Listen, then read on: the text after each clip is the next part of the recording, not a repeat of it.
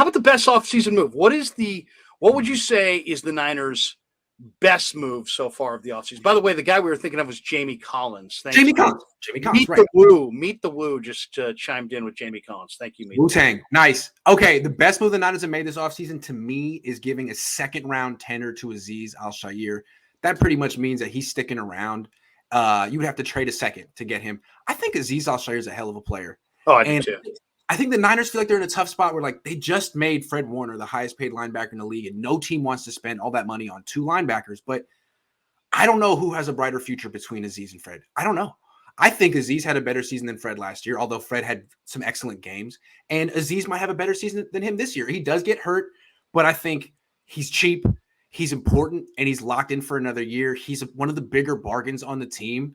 I love Azeez. I love this move. I mean, it was a no-brainer. I don't know what else they were going to do, but Azeez, second-round tender. Yeah, I love that. I love Azeez as well. He's not as trustworthy as Warner, but he's a bigger hitter, better athlete, gets in the more backfield. explosive. And he'll separate you from the football. Where Warner's more of he's a grab and drag type guy. Azeez and Greenlaw will light you up, and the ball will go flying. So I like that one. I'll say their best move, and this is maybe not the greatest move, but I mean, I think it was their best decision thus far, not paying Laken Tomlinson. I just think that you don't pay a left guard with who's solid but not spectacular. You don't pay him big dollars in free agency. You let him walk, and you can find a guard. You can find somebody else to fill in there. And the drop from what Tomlinson gave you to what, I don't know, John Feliciano is going to give you is marginal compared to the money that you now have to spend on Ward or other areas of your roster of greater need. So not paying Tomlinson, in my opinion, Grant, was the best move so far. That's a better answer than mine. And I love that answer. And the reason the Jets overpaid for Tomlinson is because I feel like Saleh and that staff feel like everywhere else you get 3 years to prove yourself as a coach, not in New York. In New York, you get 2.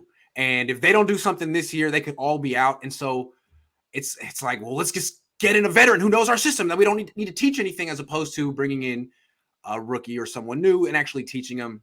It's kind of a panicky move by a team that probably is on the hot seat already. So yeah, that's their problem.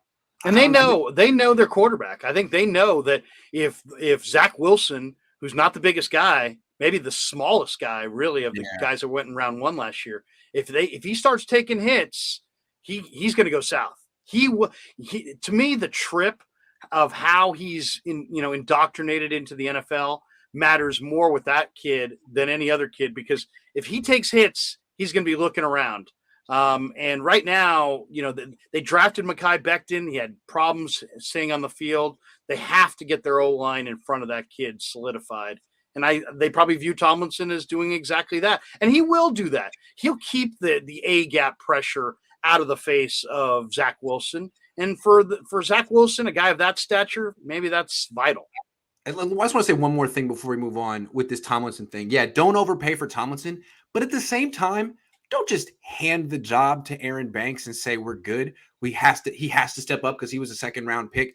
He could be Josh Garnett. You don't know. So they got to bring in a vet at some point, and I'm sure they will. I'm guessing they will. But just downgrading from Laken Tomlinson to Aaron Banks is not an option. I think they could sign someone for half the price of Tomlinson and get most of what Tomlinson gives them. But until they do that, I'm weary. And John Lynch has put himself out there on the line, basically saying Aaron Banks is a player. Yeah. He said it. So now it's time to see it, right? I mean, I'll say this. One, sit out the first year, okay, make whatever reasons you want for it. If Aaron Banks isn't ready to step in and play in year 2, that's a bust. That's a bust. So it's a huge offseason for him. But I agree with you. Get a veteran. The guy I like is Will Hernandez from the New York Giants, who played at UTEP, big wide body guard. He play right side, left side. You could get him at a dramatically cheaper price than what Tomlinson went for, and probably not suffer that much of a step back. So that's the route I would go. Never pay guards unless they're like seriously headed to Canton.